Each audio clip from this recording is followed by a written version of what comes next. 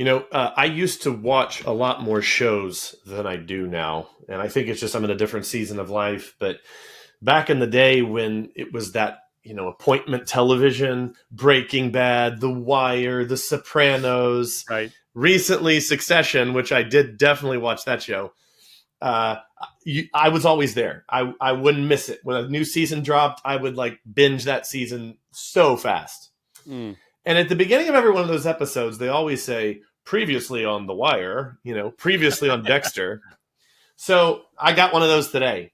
Previously on Seven Figure Music School, we did an episode 56, some 80 episodes back. Wow. Where we talked about something that BMF was changing. After a long period of BMF training their teachers in a specific way, you, Nate, decided that you wanted to shake it up, that there were some things that you weren't liking about how new teachers were trained, and that you were implementing from the top down a new training system at the school, which is a little bit, well, I'm not even going to editorialize, but I know that is an area where just in, I think, my understanding of you, that isn't necessarily something that you do lightly. That isn't something, it's just like a fly by the seat of your pants. Hey, let's do this. There was a lot of thought and care that was put into this. And in episode 56, we said, this is a special episode. We're actually going to follow up on this. We're going to follow up and do a follow-up episode at some point in the future to talk about how it turned out.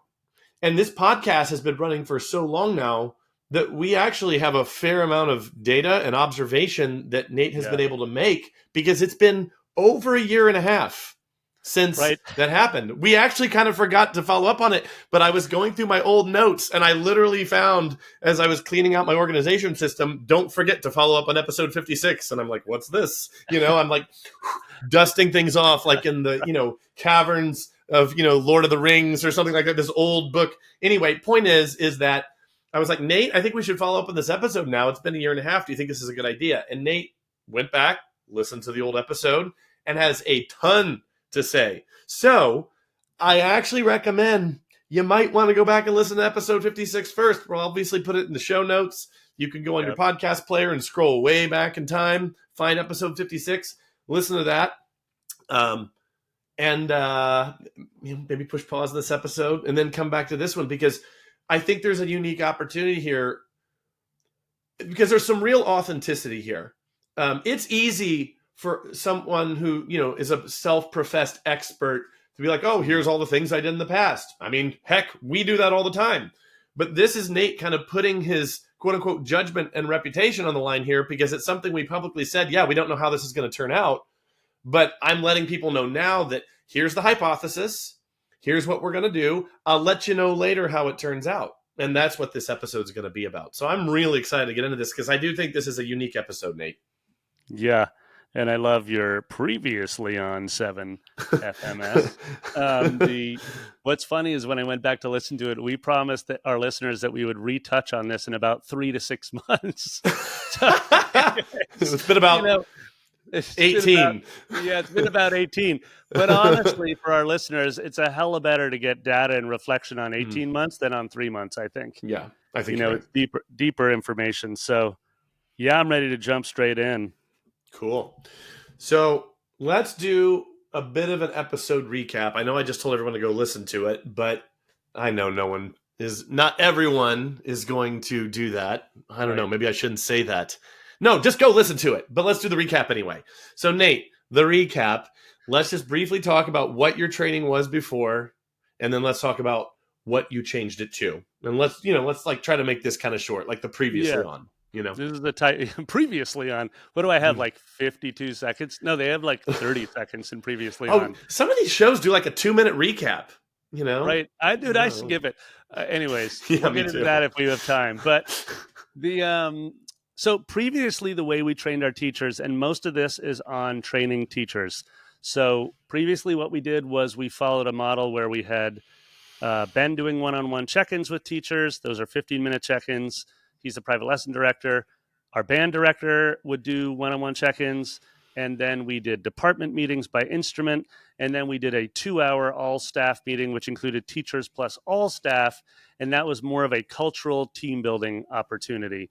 And so we relied on those department meetings to be where real content was shared, and as teachers, we get to become the best versions of ourselves in the classroom. So that was basically our training model. We had very little asynchronous.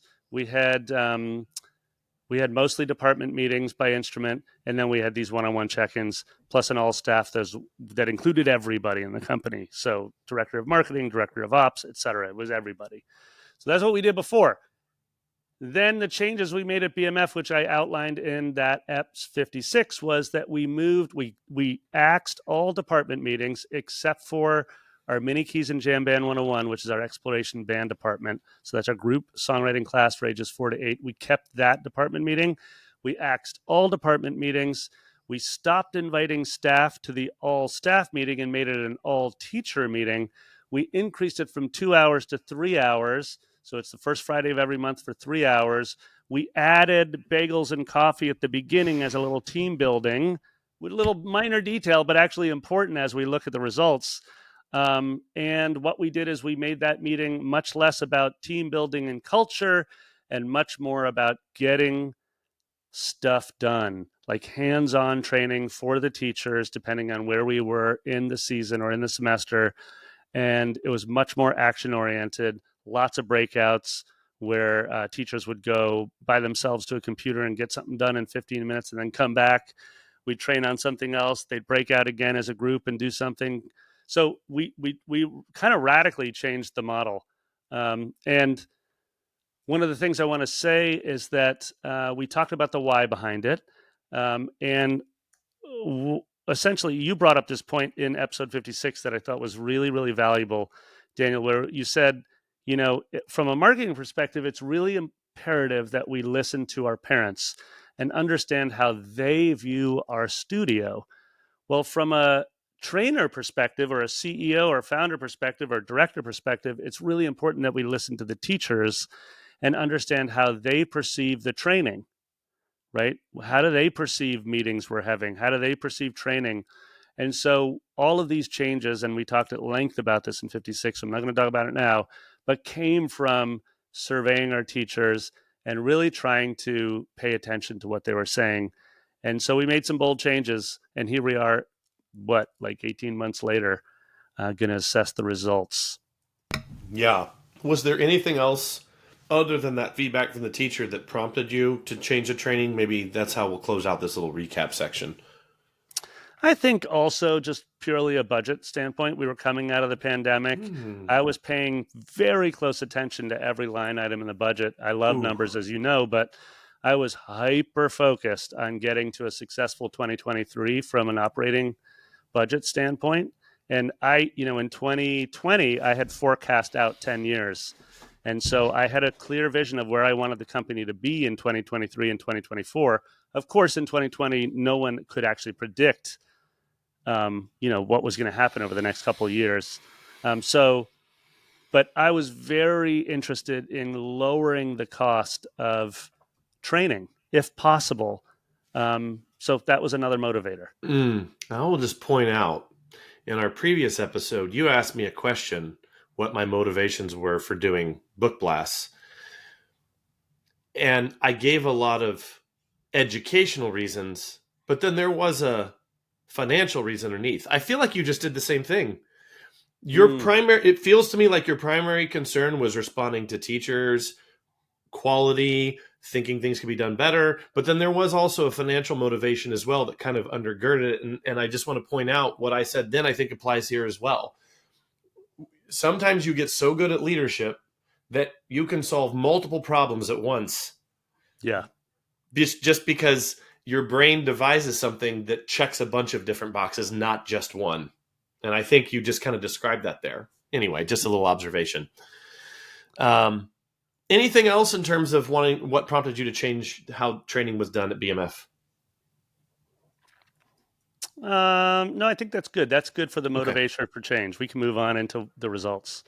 Yeah, and that is where I was going next. What do you think were the primary outcomes And I'll just add this here, you can maybe either answer this at the end, or if you feel like it kind of fits in as you answer, something I'm looking for here as I'm asking you to talk about these outcomes is maybe you can draw out things that you've learned that will help those who are listening or watching on YouTube. Yes. What can they draw from this? What can they glean from this? Because even if they don't choose to train how they're training their teachers, maybe there are deeper principles at play here, So, yeah, Yeah. outcomes. Let's go. Okay. So the number one piece was that, we really wanted to take advantage of our veteran teachers that were very on point with purpose, values, and understood how the methodology, game-based songwriting curriculum, was linked to the purpose. And so one of the outcomes was that we restructured our training to ensure that there were more teachers running 30-minute segments of action-oriented training segments. And I would say we did about a B to B plus job on that. I'm still spending too much time on the mic in these trainings. There should be far more time, or there should be far less time with me and far more time with the directors and the veteran trainers. But one positive outcome, if you're listening and you're thinking, what's an action I can take in my own program, is just think to yourself, what one or two teachers do I have right now that are all in at my school? And then find those people and just book a 30-minute meeting with them and be like, hey, I'm curious if we can find opportunities for you to benefit our newer teachers. Could we come up with a way? What topics would you want to cover?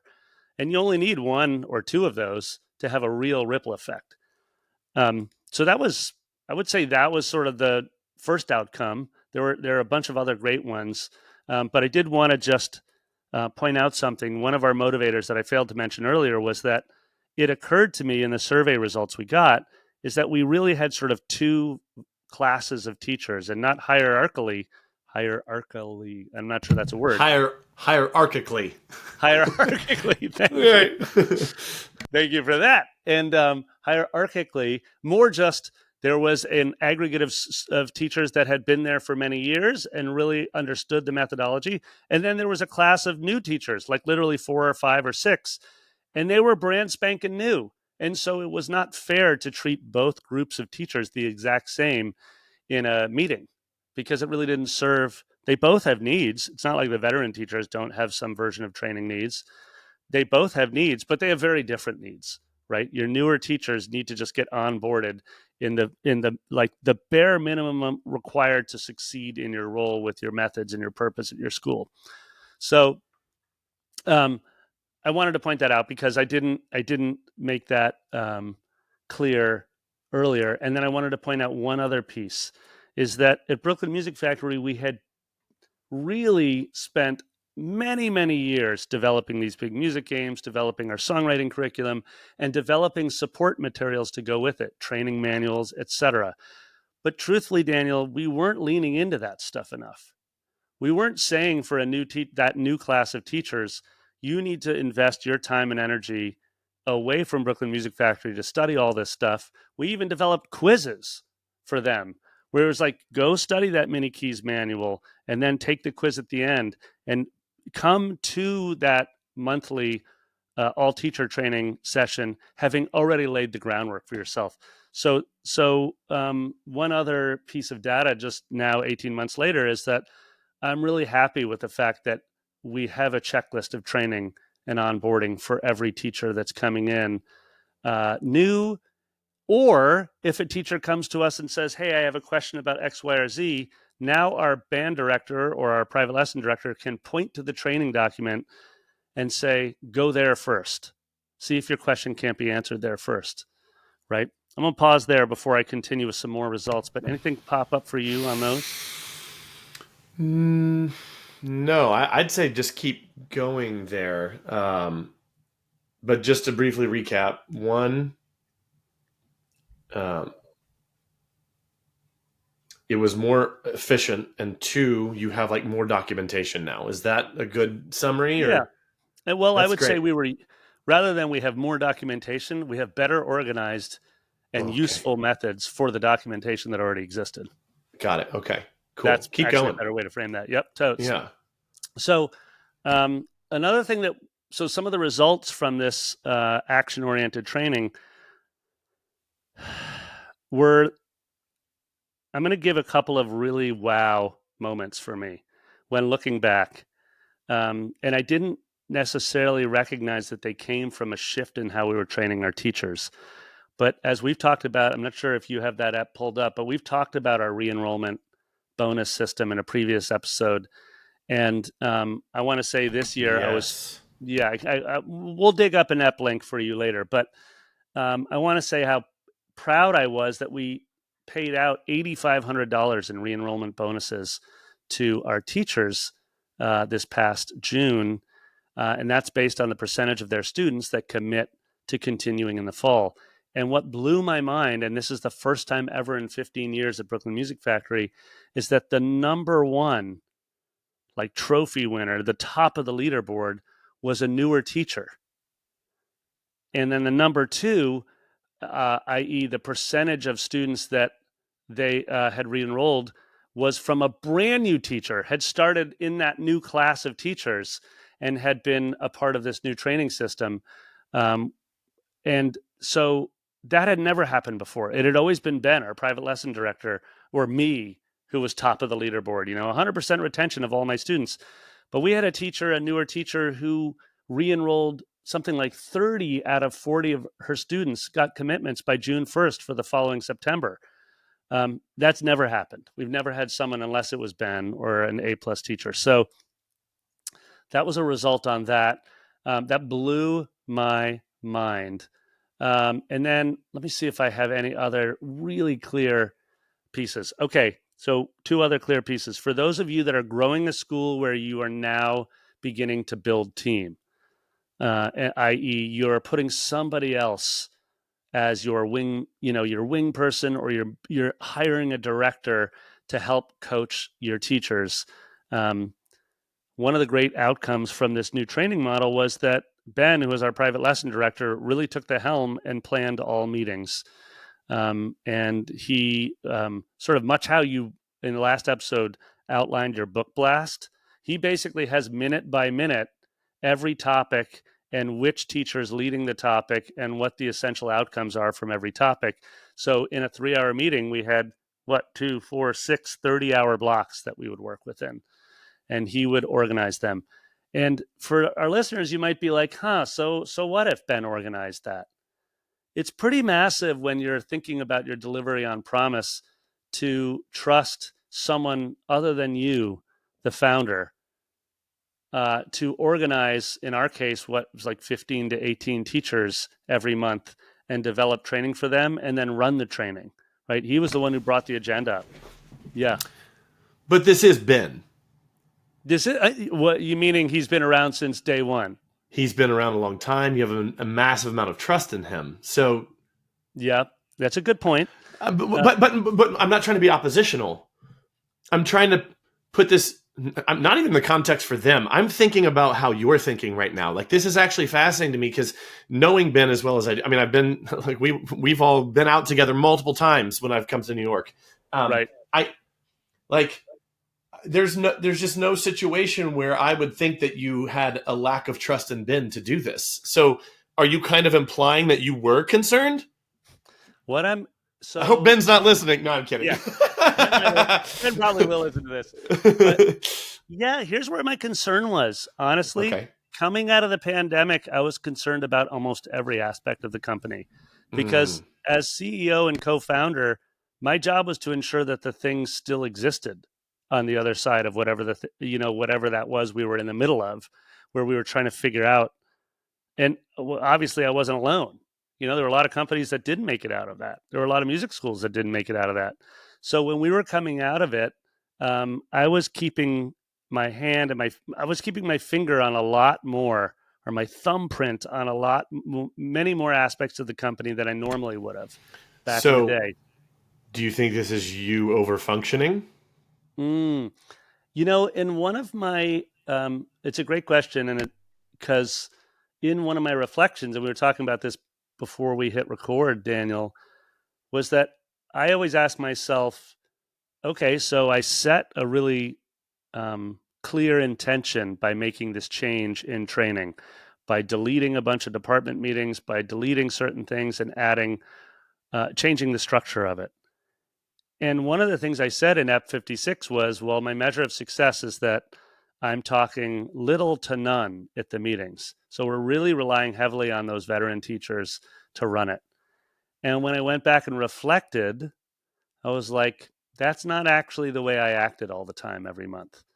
There were many times where I grabbed the mic and did the Nate thing, where I was like, let me motivate everyone in a way that I know how.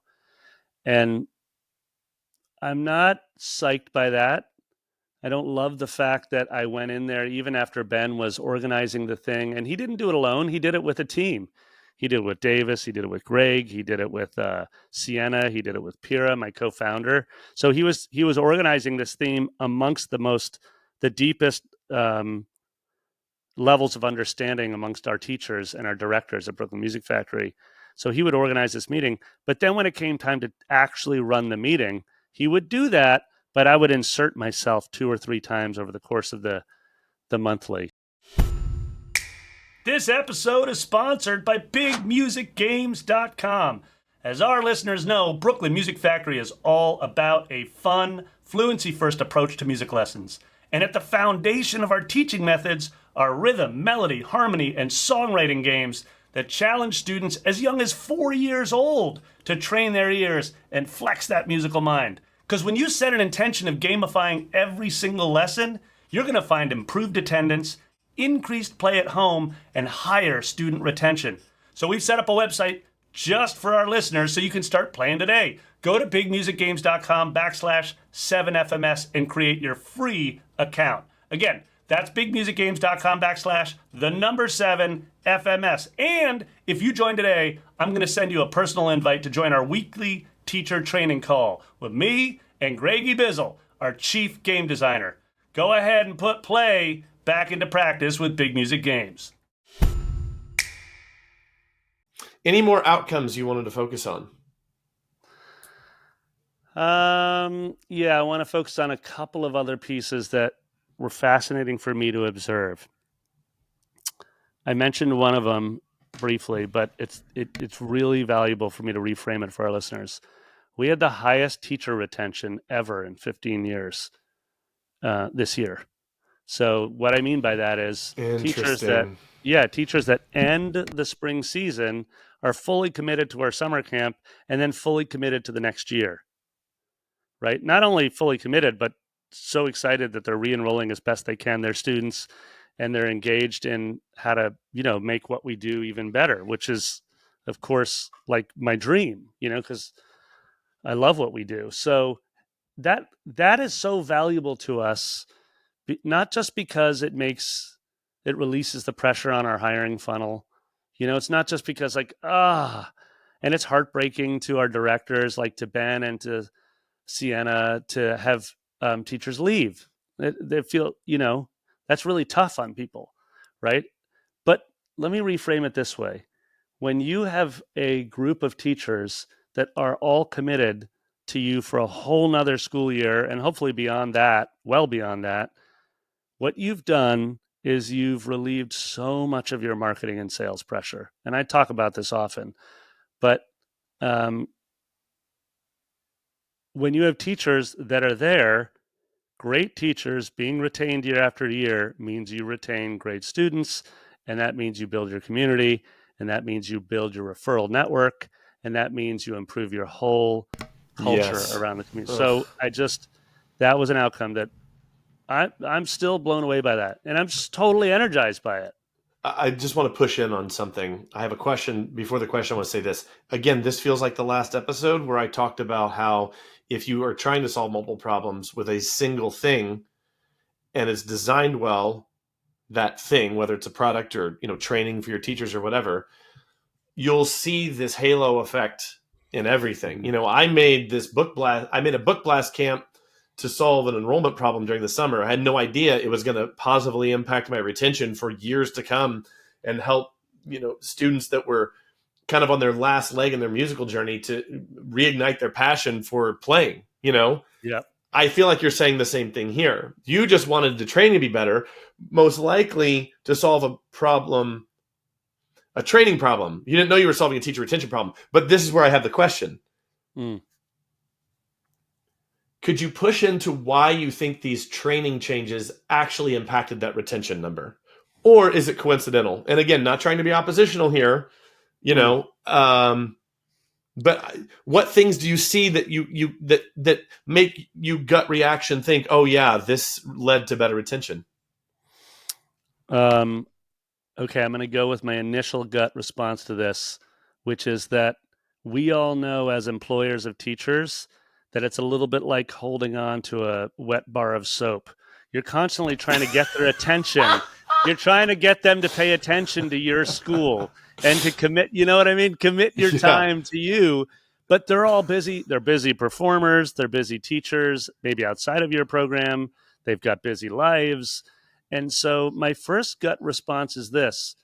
When we moved into action-oriented training, i.e., come to this 3 hours, every 30 minutes you're going to be learning about something different that's going to be imperative to succeeding at BMF, and then you're going to be doing a breakout to a room and going to do it, either alone or with a partner. I think everyone just appreciated that. I think it's sort of a little bit like efficiency in life. Like, I talked about this in EP 56, but some of the survey results we got were people saying, like, there's just too many meetings at Brooklyn Music Factory. Like, there's too much overlap in content from the guitar department to the piano department. And since I teach both, I couldn't quite figure out the value of being in both department meetings. So the first is I feel like teachers just felt like we were honoring their time more. And we were making better use of their time. They were actually getting stuff done that normally we would slack them and ask them to do on their own time. Right? That's my first intuition. My second intuition around it is that as we needed to be able to efficiently train a larger and larger team of teachers, because we're in a rapid growth phase right now. We contracted our numbers from, say, 680 students down to 400 or 350 or even lower, I think, during COVID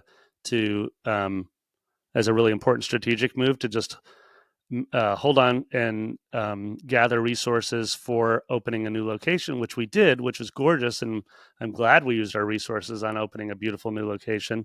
But it required us to slim down the team significantly, right? Now we're rapidly hiring new teachers and growing the program. And so one of the other reasons why I think this action-oriented meeting worked is there were all these new faces. And so when you do the breakout sessions, like we still did our speed songs, teachers would break out for 30 minutes and focus on a core value and write a speed song around, for example, check your ego at the door or something like that. What we were doing is we were mixing and matching veteran teachers with new teachers. And so I think we just built community in a really effective and kind of an efficient way that I was surprised by, honestly. Yeah. So those are my two gut responses. But can I just say, Daniel, and hold me accountable to this? Yeah, go ahead. I'm going to survey faculty as we're moving in. Right now, we're moving into our 2-day deep dive training that launches our fall season. And I'm going to survey the faculty over the next 3 weeks and be like, hey, what changes, if any, would you make to our training model? Yes. Yeah, what do you got? What do you think? What other questions should I ask them? Right. Well, what's interesting is that in my private work with school owners, where I'm, working on their school, helping them grow, break through the doldrums, around the 200 mark, which of course the Founders Forum is going to help with. That's coming up in November. So if you're a school owner, just go to GregorMusicStudio.com/forum. Lots of information about how we're helping school owners kind of break through and grow with great margins and things of that nature.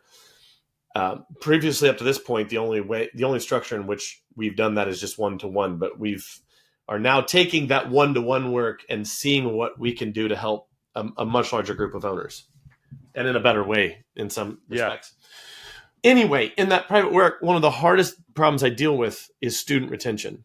And teacher retention comes up, but not as much as student retention. It's one of the hardest problems to solve. And the reason for that is that they've got a student retention problem now, and I'll come in and I'll identify a bunch of things that they're doing poorly or things that they're not doing that they should be doing. And we begin to implement them, but it's very discouraging because oftentimes the gestation period of all those changes, it's not a month, it's a year. Yes. And so you don't really begin to see the fruits of your labor until a year from now.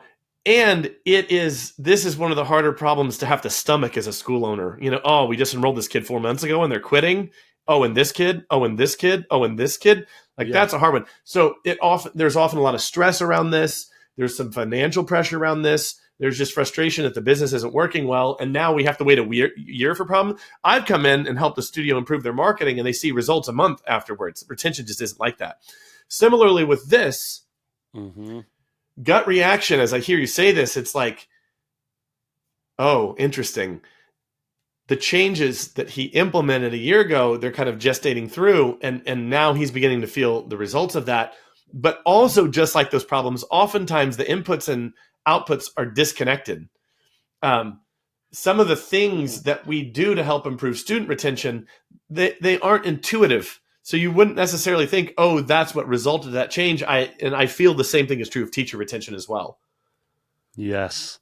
Your comment made me think of our summer camp, which when you're listening to this, it just wrapped. And we added a second location. And as a result, we needed to increase our teaching staff in addition to our community room teacher, which is essentially a teacher support position. And it occurred to me that normally staffing camp can actually be a challenge at times, right? Everybody has some teachers need a break. Some teachers have a inconsistent schedule over the summer, et cetera. But we didn't quite double the size of our camp, but I would say 150%, 170% of our camp this summer. And we really, truly had fewer staffing issues than I can remember in years. And I think that's a reflection also on the training and the results of that, but I would never have directly linked that. So that's an interesting piece. Yeah. But it's just like teacher training. Oh, I could see how that would help improve retention, but you might assume, oh, it'll be like a 6% boost. It's not going to be that noticeable, but then, like it, bam, you're like, wow, best retention ever, which is awesome. Yeah, totally. I mean, let me state a couple clear pieces on this, and then let's move into our close on this, because I want to share some more reflections, if I can, Daniel, just around how it impacted me as a founder. Because you opened the episode by talking about how you don't think I go into change lightly. I don't. You're right. Like I'm such a proponent of strategic thinking and really combing through the critical issues to put your precious few hours onto the right change. You know what I mean? So I don't want to, I want to make sure that I get back to that. But here's the thing. We didn't change certain elements. We did not get rid of the exploration band department meeting, which is focused on ages 4 to 8. Why? Because that's one of our largest growth opportunities right now in terms of hiring new teachers and in terms of growing the student enrollment. In addition, it has the most pressing classroom management questions that come up time and time again. So we didn't want to pull that out. We wanted to give them a very specific platform where every week they could come in and focus on that. Number two, we didn't get rid of one-on-one 15-minute check-ins. And that's a really important detail. Ben is a great listener. Sienna, who's our band director, is a great listener. Those one-on-one check-ins are essential, right? Because they serve a very different purpose than an action-oriented, get-her-done type of training that we were talking about in our monthly all-teacher training. This episode is sponsored by GroupLessons.com. If you're looking for a group piano method that is easy to implement in your studio or school, look no farther than Piano Express from grouplessons.com. Because unlike most group piano methods, Piano Express allows students to make individual progress within the context of a larger group. And because of the at-home practice tools and gamified curriculum, students using the Piano Express method make faster progress than the average method book student. And that helps students feel excited, accomplished, and motivated to learn new music. Also, the system is really adaptable. We've got teachers using the system in their home studios, and we have many large commercial studios running our 3-room model that allows you to see up to 24 students per hour with just 2 teachers. So if you'd like to learn more about Piano Express, navigate to grouplessons.com and sign up for a free demo. You'll get to look at the method, our app and teacher guides, and we'll even give you a sneak peek of our implementation plan that has helped hundreds of studios start their group program in just a few weeks. So Nate, if you could go back 18 months later now, if you had a time machine to go back, what would you do differently at this point, if anything? Because I think focusing on it from this perspective gives us a different view into the impact of these changes. Well, I touched on one briefly before when I was reflecting on how I showed up to these changes. The first change I would make is I'd actually remove myself from the planning of the meetings, the setting of the agendas, and ask them to just insert me where necessary into the agenda. And instead, I would just share maybe like 3 bullets in our Slack channel dedicated to these training meetings to say, hey guys, it's this time of year. I'd love to make sure we touch on this, this, or this. Hey, it's time for a re-enrollment session. Can we be sure that I get an opportunity to share, re-enrollment bonuses and how it benefits the community and blah, blah, blah. So I would actually remove myself, and I'm going to remove myself from planning the training meetings. And I'm just going to trust that I can show up to them and that I will be used accordingly where necessary. And otherwise, they won't ask me, right? I think that's number one. Number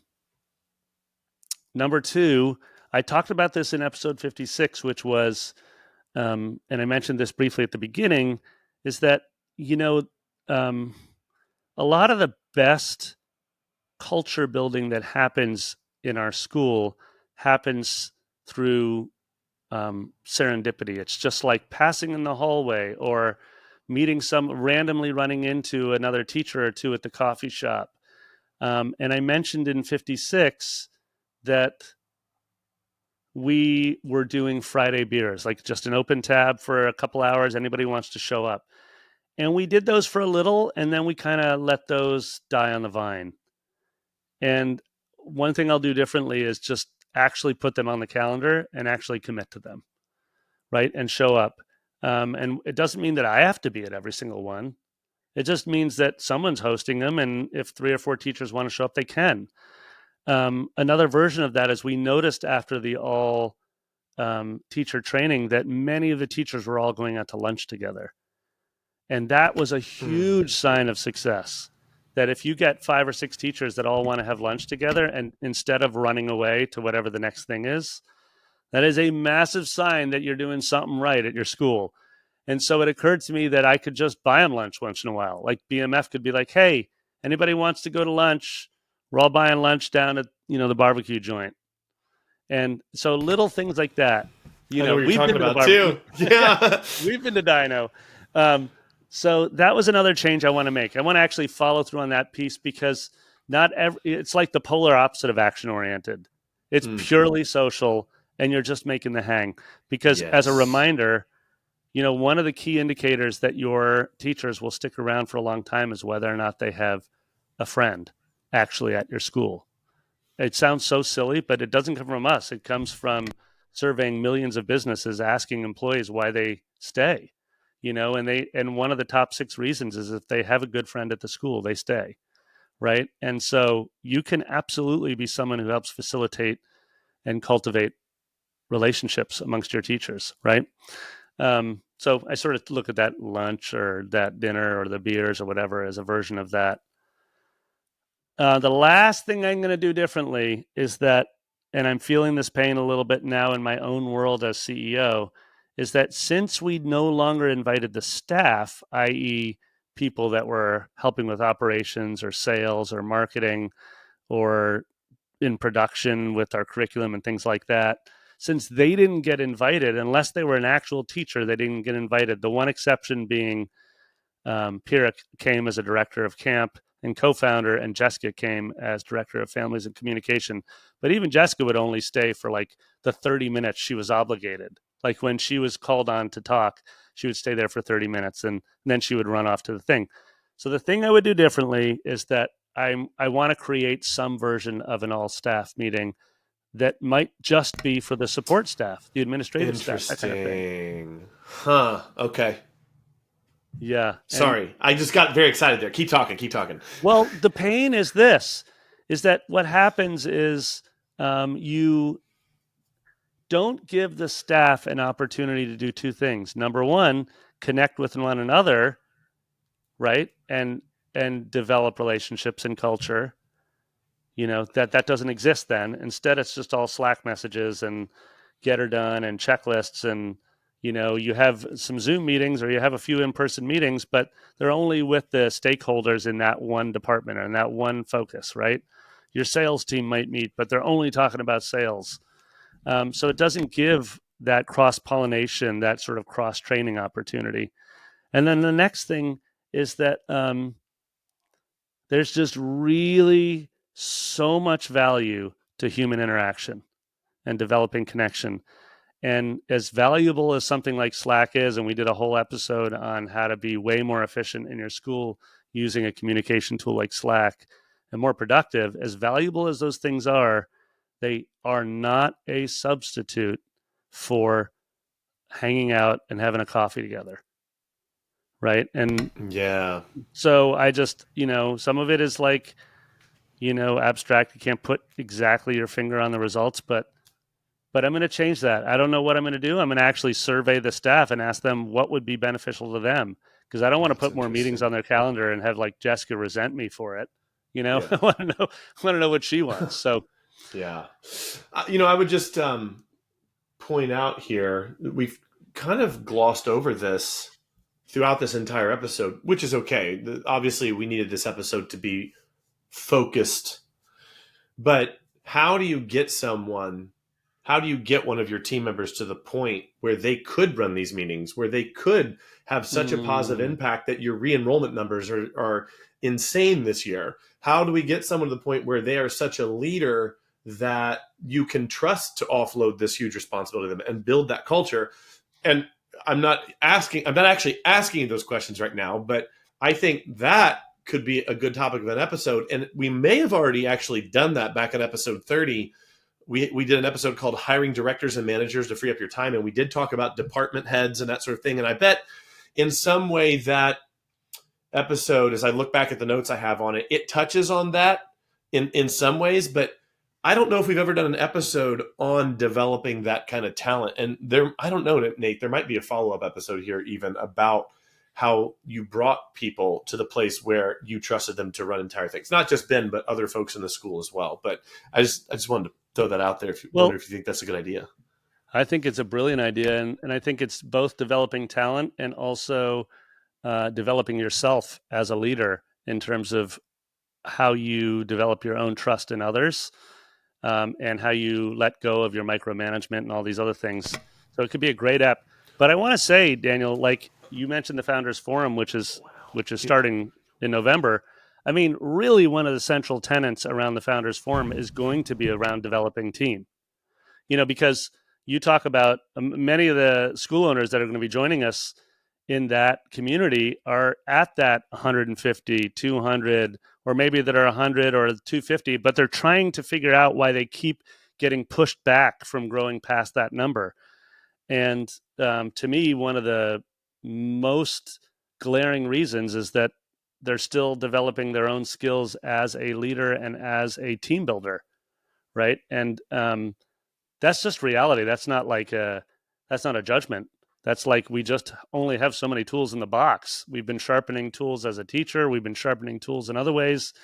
But, you know, I mean, it's totally normal for us to not yet know how to develop that kind of talent and hand off and trust the responsibility. So yes to a great episode, and absolutely visit 7figuremusicschool.com/forum and let us know if you're interested in how to get involved in that, because certainly that will be a tenet that not only we cover in the first year, Daniel, but it'll be a recurring theme with our community where we're just helping develop that year after year, because we're always all developing in that. So 100%. I mean, personally, I know way more about that after the year that I've just had than I did even 2 years ago, So yep. anyway, let's maybe move to a final question here, Nate. Okay, I'm in. We talked already within this episode about how this impacted teachers. We've talked about how this impacted the clients in your community, the families, that sort of thing. That's kind of come up naturally. How'd this impact you? I'm curious what other things, how other ways in which this impacted you that you maybe haven't brought up heretofore in the episode. I'm going to, it was heavy, Daniel, re-listening to that episode and then reflecting on my role over the last 18 months and how I presented and some of the results. And so thank you for getting us to reflect on it, getting me to reflect on it, because I really appreciate that. I'm going to contextualize what it's like to have a teacher want to stay at your school, not just this year, but next year and beyond. We had a teacher that was struggling early on, a new teacher, and said this at our last all teacher training. We were doing a core values piece. We were saying I think we were covering be the best version of yourself, and we're asking teachers to reflect on one of their students who was being the best version of themselves, and then reflect on themselves around how they were leveling their own teaching up. And we had a teacher who said, told a beautiful story, and then said, not only do I love my job working at Brooklyn Music Factory, but I think I found my forever job. And I was literally moved to tears. I just couldn't believe someone was saying, I think I found my forever job. Like, if I can make it work and align with my life, I'd love to be here as long as you'll have me. And that was extremely moving to me. And so I just realized that when you make a change in your company, do it with very clear intentions and don't limit yourself to what the results can be. Back to the point you were making, you're going to solve many different problems if you put in that creative energy on a change that needs to happen in your program, in your school. But then the follow-up is stay present and listen for results. Stay present and listen for the results, because you're going to be surprised. Some of them are going to hurt.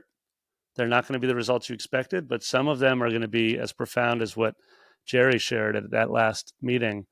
And it brings me to sort of my next reflection on this, which was that I've known this for a long time. It was taught to me. It's one of the core principles we'll teach at the Founders Forum, and we do teach in that, which is that as a co-founder and as a CEO, eventually your primary role is in coaching your own staff and teachers to grow as employees, right? It's not in getting stuff done, as it were, checking lots of boxes, building landing pages, making sales calls, all these things. Sure, you might still need to do that for a bit, but my reflection, Daniel, was like, wait a minute, I am most valuable in training the trainer. And so basically what I mean by that is show up to my one-on-one check-ins with Ben, show up to my one-on-one check-ins with Sienna, make sure I'm showing up and just helping them navigate what it's like to prepare a really effective training meeting, rather than inserting myself in, going around them to just be the meeting. Focus on coaching my team. So that was the second reflection I had. Any thoughts on that before I give my final one? Oh, I wholeheartedly agree with the final point. I mean, I agree with all of it, but the final one really hits me in a deeper way. because that is something that I have disproportionately focused on in the last year or two. And so I guess I really resonate with it because of how much I agree with it and how much I've seen the impact of now at the point and stage in business I'm in where I actually have a layer of people between me and some of the other people working for me. That has only become true in the last couple of years. And you do begin to spend more time with certain people in the business. And yeah, you're just leveling up your skill as a leader, as a business owner, as a delegator, Yes. as someone who is finding new methods and tools with which to grow this business that you're wanting to grow. You always want to be leveling up the tools, and I'm not talking software. I'm saying the tools you have at your disposal to grow your business. The more tools you have that you can use effectively, the better off you are. And the tool of delegation is a big one. The tool of professional development of those who are working with you Yes. is a big one. I laughed a little bit because I was actually just talking about this with a client over the weekend. I was chatting with her, and I was joking, but I was talking about, you need to do this with your underlings. And she's like, underlings? And she thought that was, yeah, your minions. And of course, we don't think about them that way, but it was a joke, obviously. But I was chuckling because, anyway, you had something to say there, though.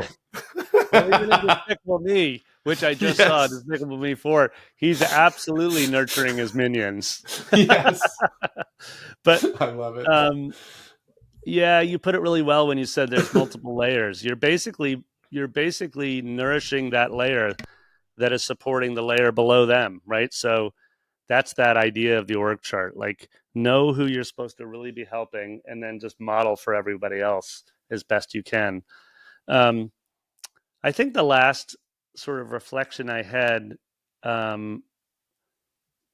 was just how much I can be energized by a community of teachers that are so committed and working at such a high level. Like when Paul topped the leaderboard for re-enrollment, which I was not, I had no idea. I mean, I knew he was doing well. He was coming and asking for help often. He was always showing up. He was reflecting the values beautifully, but he was new to teaching like this for sure. When he topped the leaderboard with re-enrollment, I just all of a sudden was like so moved and energized myself in my role at the factory. And also as a teacher myself, because I teach 2 days a week. I see, 8 hours of students. And I wasn't expecting that, honestly, Daniel. I wasn't expecting like this shift in how we train and then the results that the teachers were going to get from it. Whether they would say the same thing or not, I don't know. I'll tell you on the survey. But I wasn't expecting me to be like, wow, I need to be around these teachers more because they're super energizing to me. So that's just like, I mean, I don't even know what the reflection is beyond know that your community can do that for you, and allow that benefit to be there. Thank them for it.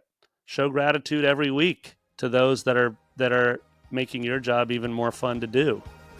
Like maybe that's the simple reflection and action you can take. Yeah.